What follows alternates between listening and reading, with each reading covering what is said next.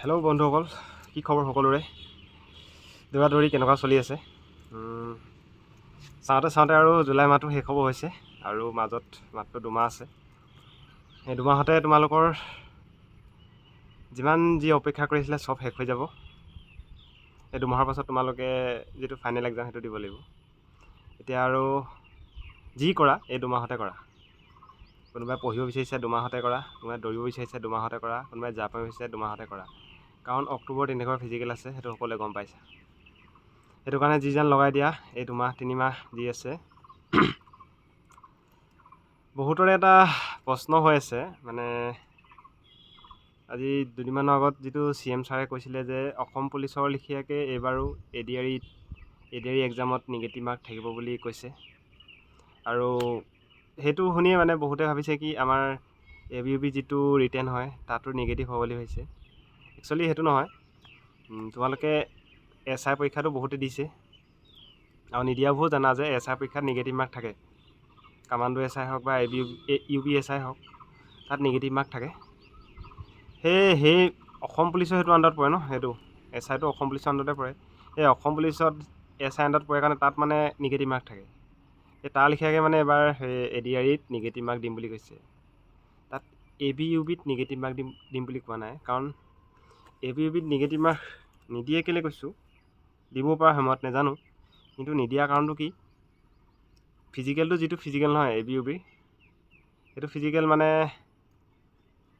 তাতকৈ আৰু কষ্ট নাই আমাৰ ইণ্ডিয়াতে ক'বলৈ গ'লে। মানে ইমানেই টাফ ফিজিকেল।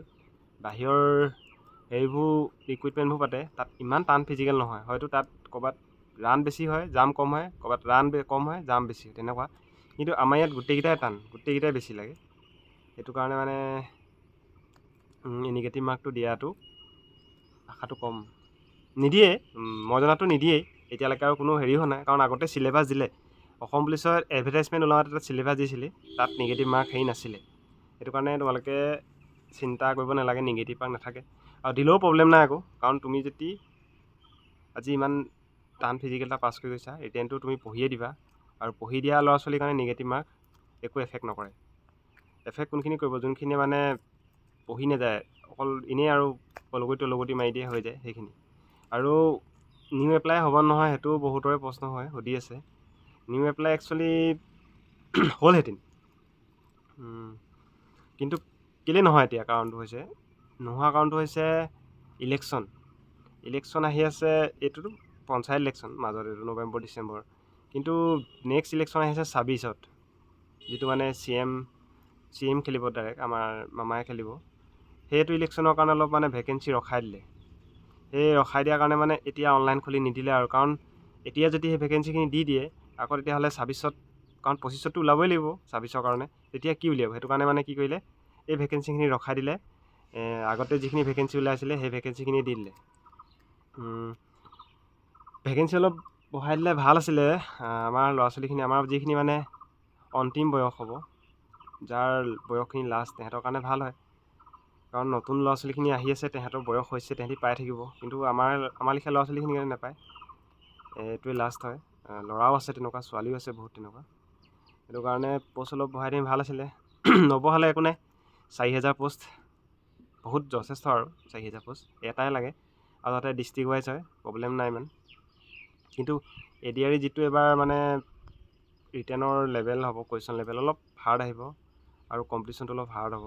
সেইটো কাৰণে কোনোবাই যদি ADRE কাৰণে প্ৰিপেৰেশ্যন কৰি আছা, ভালকৈ কৰা।